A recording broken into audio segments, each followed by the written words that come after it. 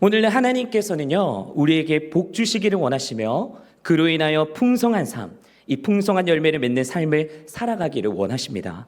그래서 하나님께서는 우리에게 이 풍성한 삶을 살아가기 위해서는 어떻게 살아가야 하는지에 대해서 제가 수요 첫 설교 시간에 그 전에 설교 시간에 말씀을 드렸는데요. 우리가 간단하게 한번 살펴보자면요. 먼저는 이 하나님을 떠나서는 아무것도 할 수가 없다라는 것이었습니다.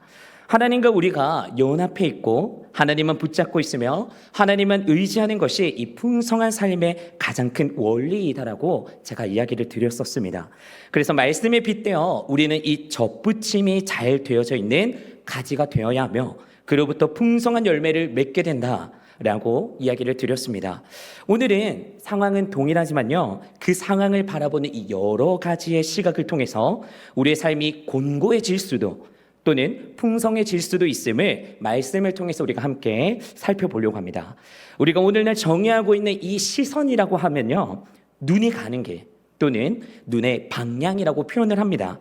오늘 이 바라보는 것을 물건에 빗대어서 한번 살펴보려고 하는데, 이미지 하나를 띄워주시면요, 여러 가지의 물건 중에 안경, 돋보기, 만원경, 또 현미경 등 여러 가지가 있지만요, 오늘 이 시간에는 만안경과 이 현미경 두 가지로 우리가 어떤 인생을 바라봐야 할지 함께 살펴보도록 하겠습니다. 오늘 함께 읽은 말씀은요, 우리가 너무나도 잘 알고 있는 그 찬양곡 중에 하나인데요, 바로 이 산지를 내게 주소서로 유명한 장면입니다. 말씀을 보게 되면요, 갈렙이라는 85세의 할아버지가 지금 여호수아에게 와서 그때 45년 전에 모세가 약속했던 그 땅을 이제 내게 주십시오 라고 이야기를 하고 있는데요, 그런데 이게 지금 말처럼 쉬운 상황이 아닙니다. 이미 85세의 할아버지 갈렙은요, 이 가나안을 정복하는 과정 중에 무수히 많은 전투들을 겪으면서 굉장히 많이 지쳤을 것입니다. 그 상황 중에 이 헤브론이라고 하는 산지를 내게 주십시오라고 하고 있는 장면인데, 그런데 이게 지금 정복이 다 되어가지고 그 땅 이제 나 좀 주세요, 이 말처럼 쉬우면 괜찮은데 아직까지 정복이 이루어지지 않은 그런 땅입니다.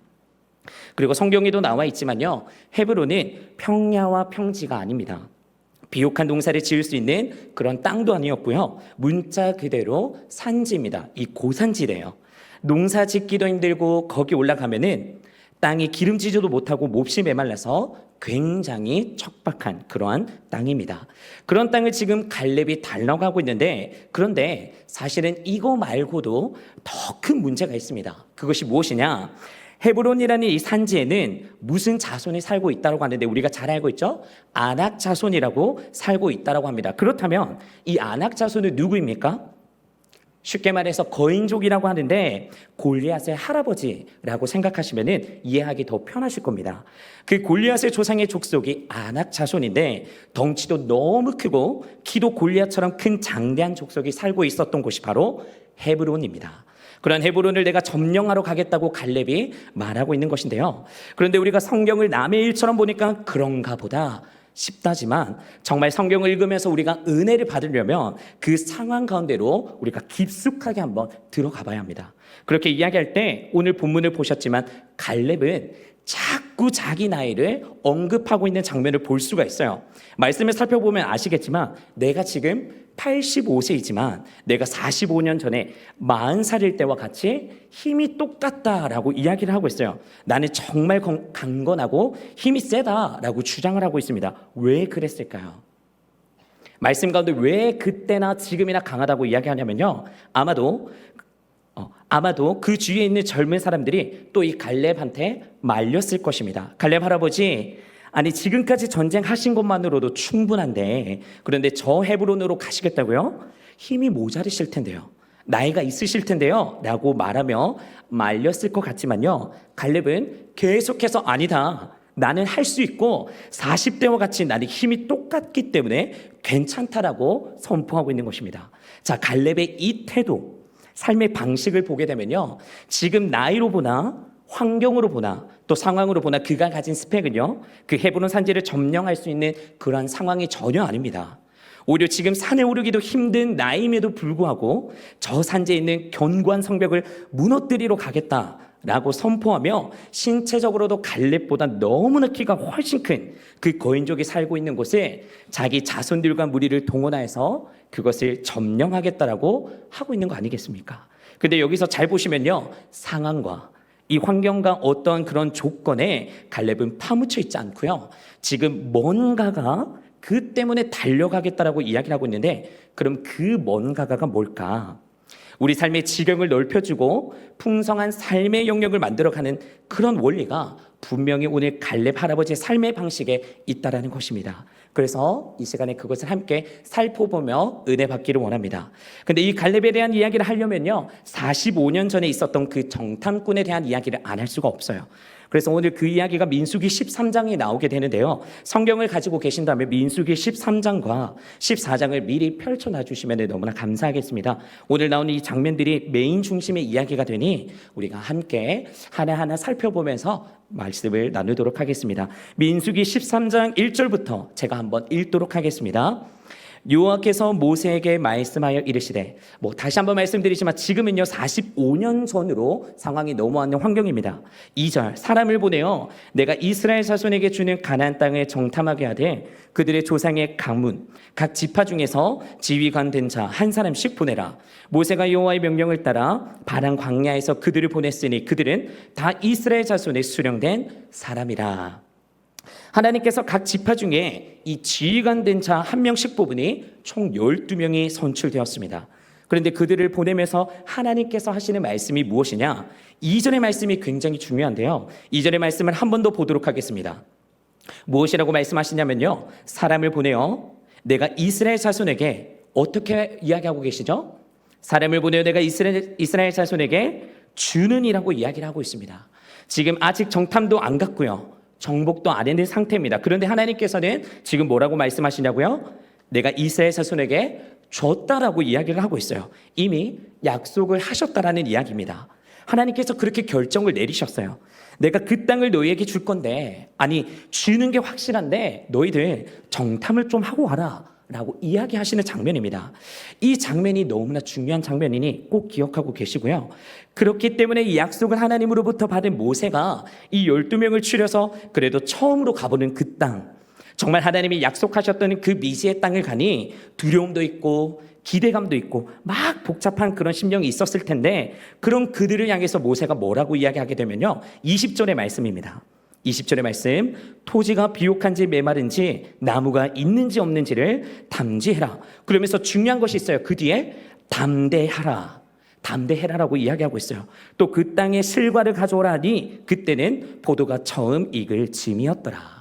이게 뭐냐면요, 너희들이 무엇을 보든지 담대해라. 가서 좋은 것을 볼 수도 있고 나쁜 것을 볼 수도 있고 무시무시한 것들을 볼 수가 있는데, 그 어떤 무언가를 보게 되든지 하나님께서 그 땅을 너희에게 주시기로 약속하셨기 때문에 너희의 태도에 있어서는, 또는 너희의 마음의 중심에 있어서는 담대해야 하는 거다라고 명령을 하고 계신 것입니다.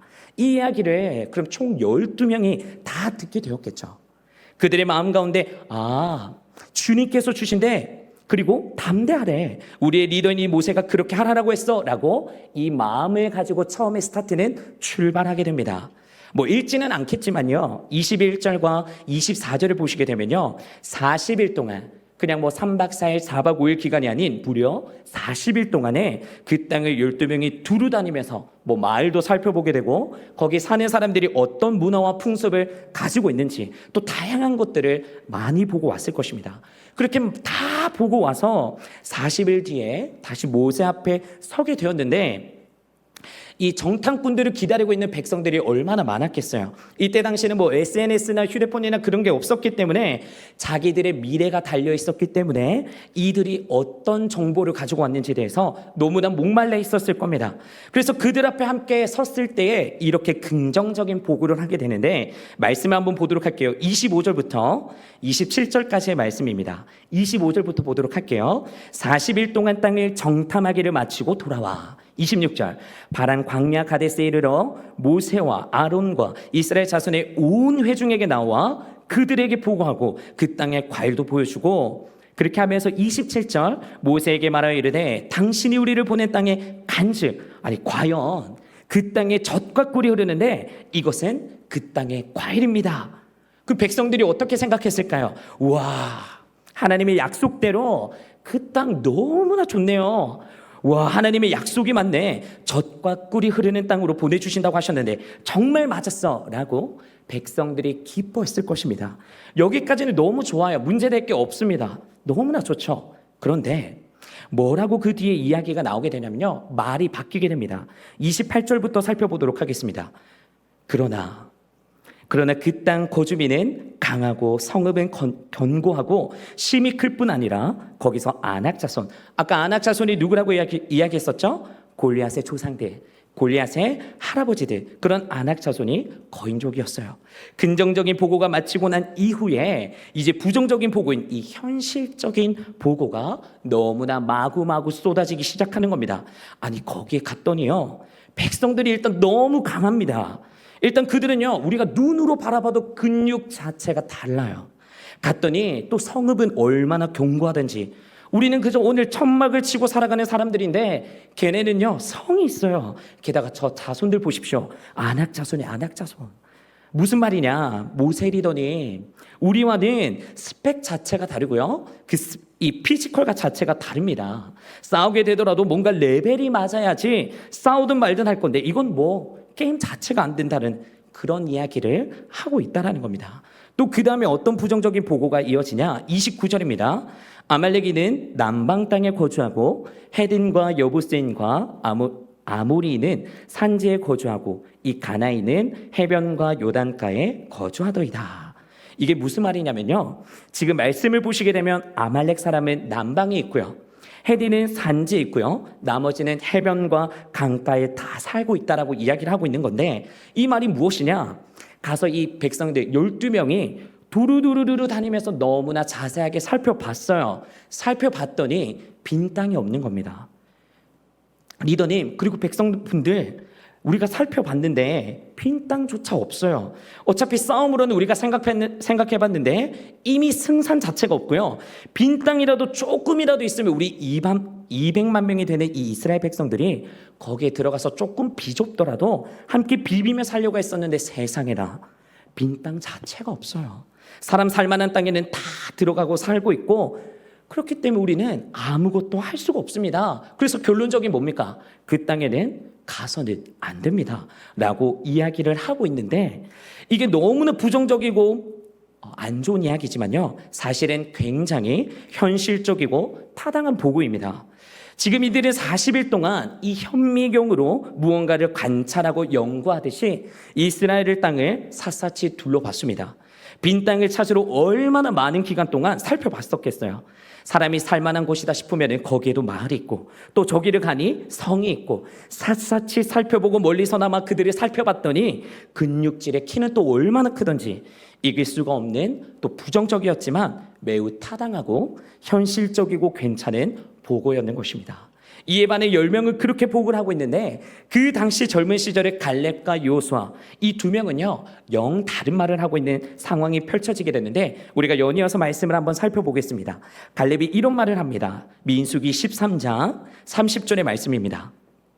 갈렙이 모세 앞으로 술렁대며 모여드는 그 백성들, 지금 백성들이 불만을 토로하면서 모이게 되는데, 거기에서 백성들이 이렇게 이야기하죠. 아니 뭐야, 우리가 지금 죽는다고 이야기하고 있는 거 아니냐고, 우리가 거기에 갈 수 없으면 우리가 이때 동안 무슨 고생을 하면서 살아왔는 거야 라면서 막 술렁이는데, 그 상황 가운데 갈렙이 백성들을 진정시키면서 이렇게 외치죠.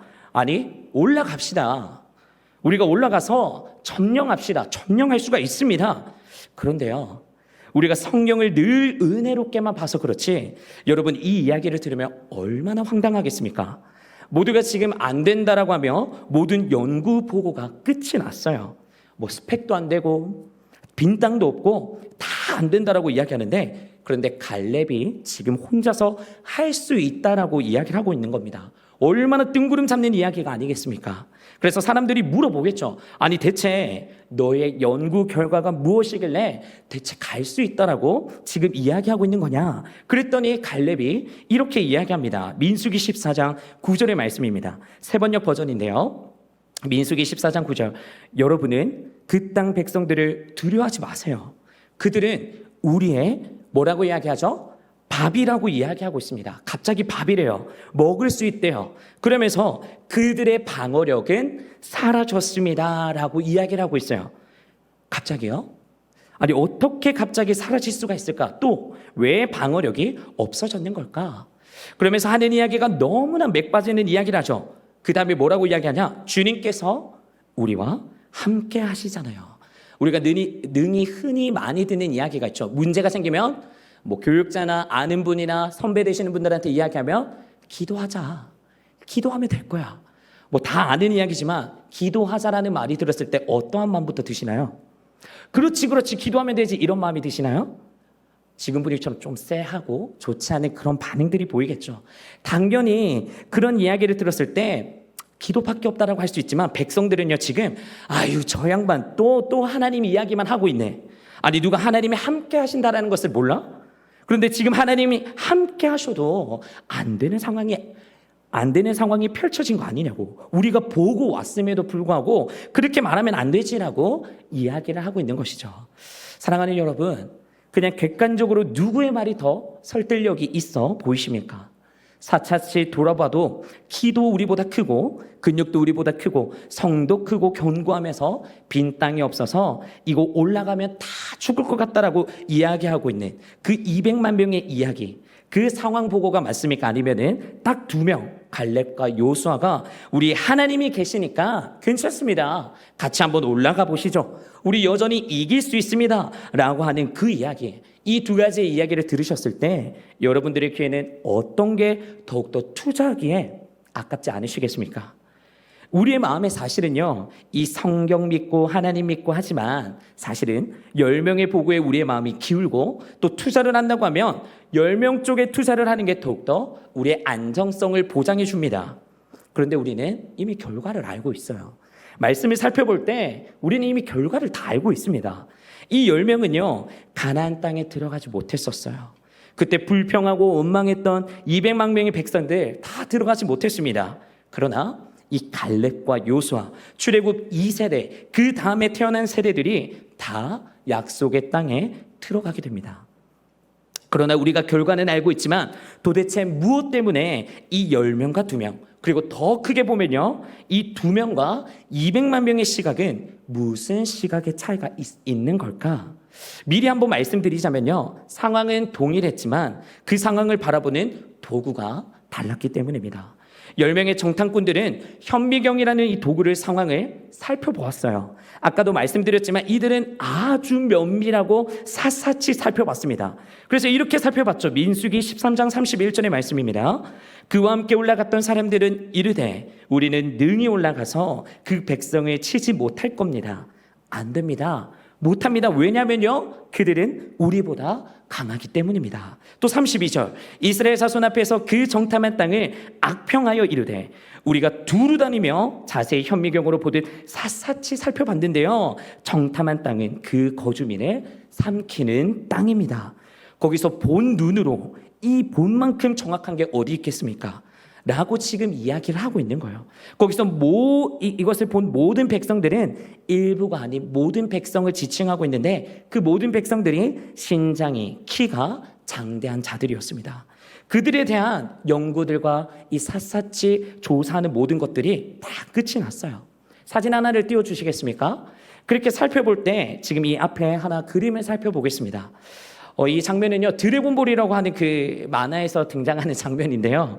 이 화면을 보시게 되면 눈 옆에다가 이 반 선글라스처럼 보이는 게 보이시나요? 이 지금 왼쪽에 끼고 있죠. 왼쪽에 보시면은 이 호칭을 스카우터라고 부릅니다. 이 스카우터의 스위치를 한번 딱 누르면요, 앞에 있는 사람의 전투력이 측정돼요. 쉽게 표현하면 영적 전투력을 측정할 수 있는 선글라스라고 생각하시면 돼요. 딱 누르면은 여기 있는 사람은 1000이다, 만이다, 까불면 안 되겠다, 뭐 이런 생각을 할 수가 있는데 무튼 그런 전투력을 측정할 수 있는 이 선글라스인데요. 우리가 이렇게 측정했을 때 우리가 너무나 결과에 대해서 알 수 있으며 우리가 싸우지 못할 너무나 수가 높은 측정이 때려졌을 때는 그저 도망가든지 아니면 그 사람 앞에서 나는 싸울 수 없다, 나보다 강력하기 때문에 나는 항복하겠다, 이렇게 고백하는 게 오히려 지혜롭습니다. 바보가 아니에요. 지혜로운 거예요. 근데 지금 이스라엘 백성들 중에 이 10명의 정탐꾼들이 마치 스카우트를 낀 듯이 현미경으로 샅샅이 봤는데 결론적으로 뭡니까? 안 된다라고 지금 선포하고 있는 거예요. 답이 나온 거예요. 안 된다, 안 돼. 그러니까 올라가기만 해도 우리는 그저 죽게 된다라고 선포를 때리고 있는 거예요. 그런데 여기서 끝나지 않습니다. 이 상황은요, 한 단계 더 나아가서 현미경을 가지고 계속해서 그 땅을 들여다보고 연구를 하다 보니까 어떤 모습이 나타나게 되냐면 33절입니다.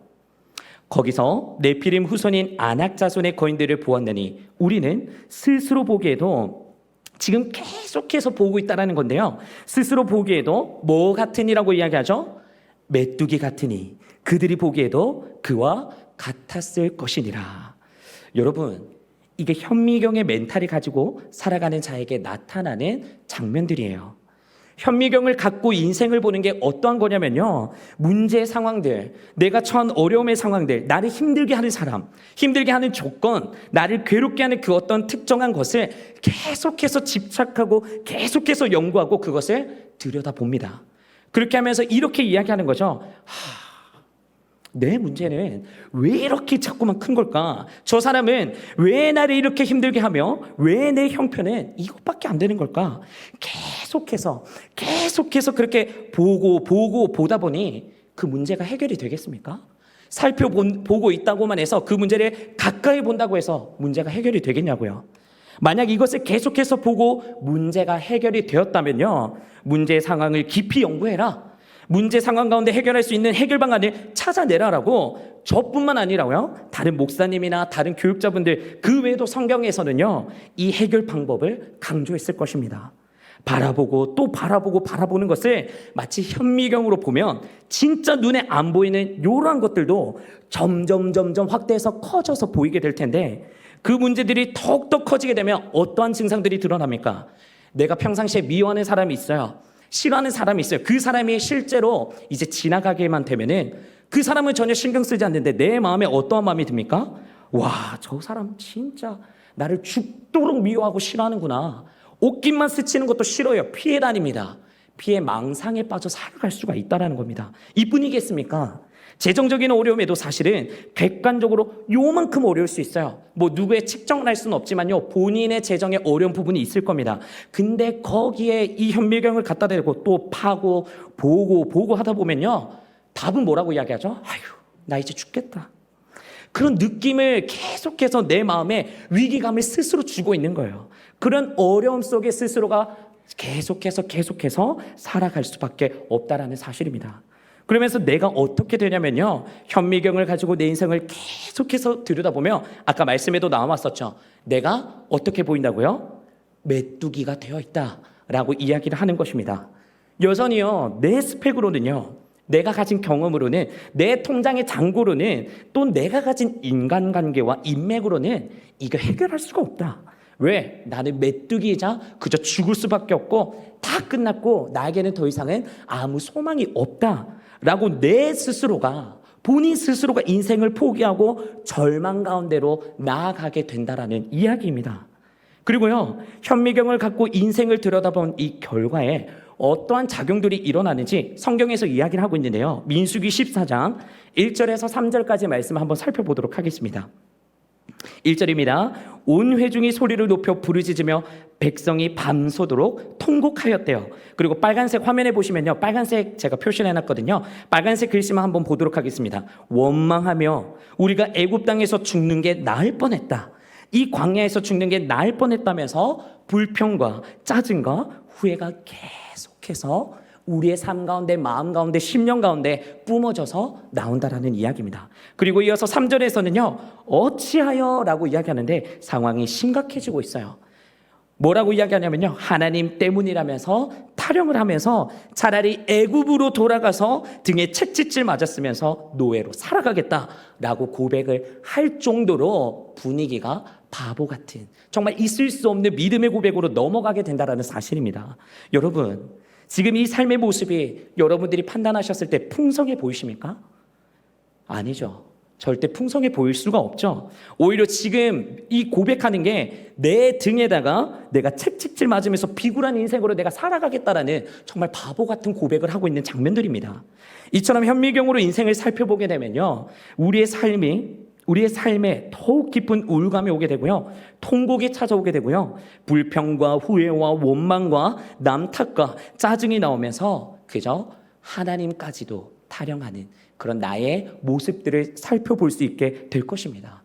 이것이 어떠한 삶의 지경까지 흘러가게 되냐? 스물스물 내가 하나님을 믿었지만, 하나님을 인격적으로 모시고 살아가지만요, 이게 스물스물 지나다 보면은 옛 삶으로 돌아가게 된다는 사실입니다. 그 옛 삶이 어떠한 삶이었습니까? 이전 설교 때 제가 이야기를 드렸죠. 누군가의 노예가 되어서 살아가게 될 것이다. 풍성한 삶이 살아갈 수가 없다라는 거죠. 정욕의 노예가 되었던, 돈의 노예가 되었던, 사람의 노예가 되던, 그냥 이렇게 사는 게 낫겠다 싶어서 그 삶을 하루하루 살긴 사는데 결코 풍성하지 않고 비굴하고 비참한 삶으로 떨어지게 된다라는 사실을 여러분들이 기억하셔야 합니다. 여러분, 그래서요, 이 결단과 선택은 너무나도 중요한 것입니다. 말씀을 드렸다시피 갈렙과 여호수아는 같은 상황 속에서 현미경으로 바라보지 않았고요, 만환경으로 살펴보면서 결단했습니다. 어떻게 결정했습니까? 그들은 하나님을 바라보는 것을 결정했는데 말씀에 이렇게 이야기하고 있습니다. 민수기 14장 8절에서 9절입니다. 이들은 같은 상황 속에서 만환경을 하나님을 살펴보고 있는데 8절입니다. 여호와께서 우리를 기뻐하시면 우리를 그 땅으로 인도하여 들으시고 그 땅을 우리에게 주실 것입니다. 이는 과연 젖과 꿀이 흐르는 땅입니다. 여러분, 이게 뭐냐면요, 지금 만환경으로 이들은 하나님의 약속과 언약을 기억하고 있어요. 상황과 환경에 집중한 것이 아니라요, 가 보았더니 정말 젖도 흐르고 꿀이 흐르는 그런 땅이었던 거예요. 주님께서 이전에 그렇게 약속하셨는데 그 약속이 맞으니까 뭐라고 이야기하겠습니까? 이거 주님이 주신다고 했어. 그리고 우리를 보낼 때 40일 전에 분명히 모세를 통하여서 우리한테 하나님이 우리에게 주신 땅이라고 말씀하셨어. 그러니 우리는 할 수 있어. 왜? 우리 눈에 보이니까. 하나님이 말씀하셨고 선포하셨는 대로 내 눈에 확증되어 보이는 것들이 나타나고 있으니까 그 땅을 분명히 우리에게 주실 거야라고 하나님을 크게 보기 시작했으며 하나님의 약속을 굳건하게 붙잡고 나아갔다라는 사실입니다. 9절을 계속해서 보게 되면요, 다만 여호와를 거역하지 말라, 또 그 땅 백성을 두려워하지 말라. 그들은 우리의 밥이다, 우리의 먹이다. 그들의 보호자는 거기서 떠났다. 여호와는 우리와 함께 하시느니라. 아멘이십니까? 하나님이 함께 하시는 게 가장 큰 힘이고, 이따 결론적으로 말씀드리겠지만요, 우리의 스펙은요, 키도 아니고요, 성곽도 아니고 아무것도 아닙니다. 우리의 스펙은 하나님입니다 라고 이야기를 하면서 우리 할 수 있다 라고 선포하고 있는 것입니다. 여러분, 이 위대한 차이를 우리가 믿음의 시선을 가지고 살펴볼 수가 있어야 돼요. 10명은 문제를 묵상하고 연구하고 그러면서 스스로를 작게 여기고 이 문제를 엄청나게 안 살펴본 것도 아닙니다. 살펴봐서 너무나 크게 바라보았어요. 그러나 동일한 상황 속에서 2명은 만원경을 높이 들고 문제와 상황을 오히려 작게 여기며 하나님을 더 당겨서 주님에서 그 주님을 크게 바라보기로 마음을 먹었다라는 사실입니다. 갈렙과 여호수아는 그 태도로 광야에서 무려 40년을 살아갑니다. 그리고 45년이 지난 바로 오늘 읽은 여호수아 14장의 본문에 와서 그때와 같은 동일한 태도로 내 일평생의 현미경 가지고 살지 않았어. 난 믿음의 마경을 가지고 지금도 여전히 만군의 여호와가 나와 함께 하시니 저 산지는 내 거야 라고 믿음의 고백을 선포하면서 나아가는 갈렙의 장면을 살펴볼 수가 있는 것입니다. 여러분, 우리가 기억해야 될 영적 원리는 이것입니다. 내 삶이 풍성해지는 영적 원리는 딱 한 가지, 이것이에요. 세상은 우리에게 계속해서 이야기하죠. 지금 이렇게 일해서 먹고 살 수 있겠어? 야, 이번에는 누구 집 저 봐봐, 60평으로 이사 갔대. 야, 이번에 누구 아빠, 누구 엄마, 누구 네가 벤츠 한 대를 뽑았대. 옆집 누구는 어느 좋은 대학교에 갔다라는데 우리 자녀들은 어떻습니까? 부모님으로부터, 학교로부터, 학원 선생님이 이야기합니다. 야, 너 좋은 대학교 들어가려면 그 점수 어림없어. 그 스펙으로는 답도 없어. 너 체대 들어가려면 키도 더 커야 돼. 그 외에도 계속해서 이 스펙을 강요받으면서 살아가고 있다는 것입니다. 너 점수 몇 점이니? 너 토익 점수 몇 점이니? 너 뭐 어학연수 다녀와 봤어? 너 경험 뭐 있니? 실질적으로 너 지금 붙잡고 있는 게 뭔데? 너 뭐 해봤는데 계속해서 물어보는 거예요. 그래서 우리 다음 세대들이요, 이 스펙을 안 쌓는 것도 아닙니다. 스펙 쌓느라고 얼마나 고생하는지요. 우리 중등부 평상시에 학원 다니는 스케줄을 보면요, 하루에 3개 내지 4개를 다녀요. 집에 오면은 밤 10시에 일정이 끝나고 10시부터 또 학교 숙제를 하면 12시, 12시부터 씻고 누우면 새벽 1시입니다. 그럼 또 학교에 출근해야죠.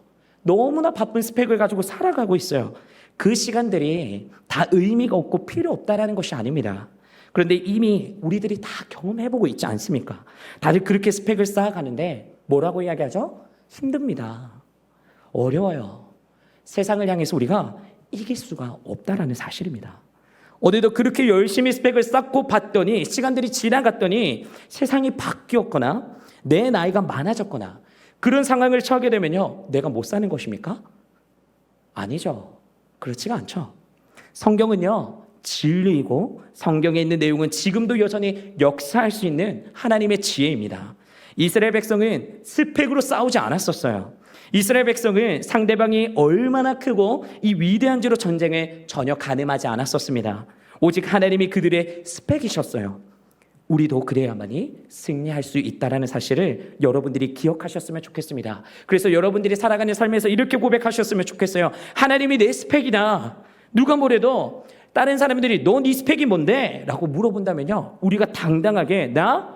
하나님이 내 스펙이셔. 하나님이 나의 약속 가운데 함께 하심이 나의 스펙이고 하나님이 내 아버지가 되시고 하나님께서 나를 사랑하시고 오늘도 나를 향한 그 계획이 무궁무진하신다는 것이 내 삶 가운데 동력이 되고 내 삶을 승리로 이끌어 주신다는 것을 나는 믿어 의심치 않아 라고 여러분들의 스펙을 자랑하시기를 바라요.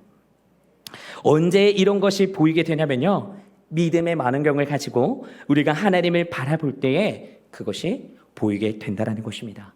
그래서 우리는 우리의 문제와 어려움의 상황들이 마주했을 때 자꾸 현미경을 가지고 인생을 바라보려고 하지 마시고요, 믿음의 많은 경을 가지고 주님을 볼 수 있기를 예수님의 이름으로 간절하게 축복합니다. 말씀 위에 저희가 이제 결단하며 기도할 거지만요, 또 신앙생활을 하면서 주님 바라보자고 정말 우리가 이제 교회 다니면서 많이 듣게 되겠지만요, 그것은 뜬구름 잡는 이야기가 아닙니다. 여러분, 갈렙은 정말 주님을 바라봤습니다. 요수아도요, 하나님을 바라봤습니다. 그랬더니 어떻게 되었어요? 말씀 가운데 기록하고 있지 않습니까? 승리하였노라. 이것이 영적인 원리이자 이것이 오늘날 살아가게 만드는 진리입니다. 그런 나의 삶이 되기 위해서는요, 나의 삶을 세세하게 바라보고 낙심하게 만들고 죽게 하는 그 현미경을 이제는 버려버리시고 믿음의 만원경으로 주님을 바라봐야 합니다. 주님을 바라볼 수 있는 만원경이 여러 툴들이 있다고 하지만 그 중에서요, 하나님을 정말 내 삶 가장 가까이 당겨보는 방법은요, 바로 성경입니다. 성경만큼 좋은 것이 없어요. 마지막입니다. 마지막으로 오늘 여러분들에게 나와 밀접하게 하시는 하나님을 함께 제가 크게 보고 싶어서요, 좀 긴 본문이지만 이것만 살펴보고 말씀을 마무리를 하려 합니다. 이사야 43장 1절에서 7절의 말씀입니다. 제가 읽도록 할게요. 이것 함께 읽을 때 여러분들 가슴에 함께 새기셨으면 좋겠고요, 또 믿음의 눈을 들어서 이 하나님을 바라보며 살아가시기를 간절히 소망합니다. 1절의 말씀을 제가 읽도록 할게요. 야곱아, 이 야곱이 우리들의 이름입니다. 야곱아, 너를 창조하신 여호와께서 지금 말씀하시느니라. 이스라엘아, 너를 지으신 이가 말씀하시느니라. 너는 두려워하지 말라. 내가 너를 구속하였고 내가 너를 지명하여 불렀나니 너는 내 것이라. 내가 물 가운데로 지날 때에 내가 너와 함께 할 것이라. 강을 건널 때에 물이 너를 침몰하지 못할 것이며 네가 불 가운데로 지날 때에 타지도 아니할 것이요 불꽃이 너를 사르지도 못하리니 대저 나는 여호와 내 하나님이요 이스라엘의 거룩한 이요 내 구원자임이라. 네가 내 눈에 보배롭고 존귀하며 내가 너를 사랑하였은지 두려워하지 말라. 내가 너와 함께하여 내 자손을 동쪽에서부터 오게 하며 서쪽에서부터 너를 모을 것이며 내가 북쪽에게 이르기를 내놓으라. 남쪽에게 이르기를 가두어 두지 말라. 내 아들들은 먼 곳에서 이끌며 내 딸들은 땅 끝에서 오게 하며. 우리 7절을 한 목소리로 함께 읽도록 하겠습니다. 시작. 내 이름으로 불려지는 모든 자 곧 내가 내 영광을 위하여 창조한 자를 오게 하라. 그를 내가 지었고 그를 내가 만들었느니라. 아멘. 이 하나님을 우리가 진정으로 바라볼 수 있기를 간절히 소망합니다. 하나님은 우리의 사랑이십니다. 우리를 지키시며 우리를 보호하시고 우리를 지명하여 당신의 것으로 부르셨습니다. 우리가 이 하나님을 크게 바라볼 수 있는 믿음의 만원경을 들고 여러분 올 한 해 우리가 마주했던 인생이 어떠했는지, 내 삶에 안악자손이 있다 하더라도 하나님보다 더 클 수는 없고 하나님은 우리를 향한 계획을 가지고 계시며 여전한 그 영원한 약속을 갖고 계십니다. 하나님께서 우리에게 주시기로 한 그 땅, 또 주시기로 약속한 그 비전을 믿음의 주님을 바라보는 그 시선을 가지고 승리하시는 저와 여러분들이 되기를 예수님의 이름으로 축복합니다.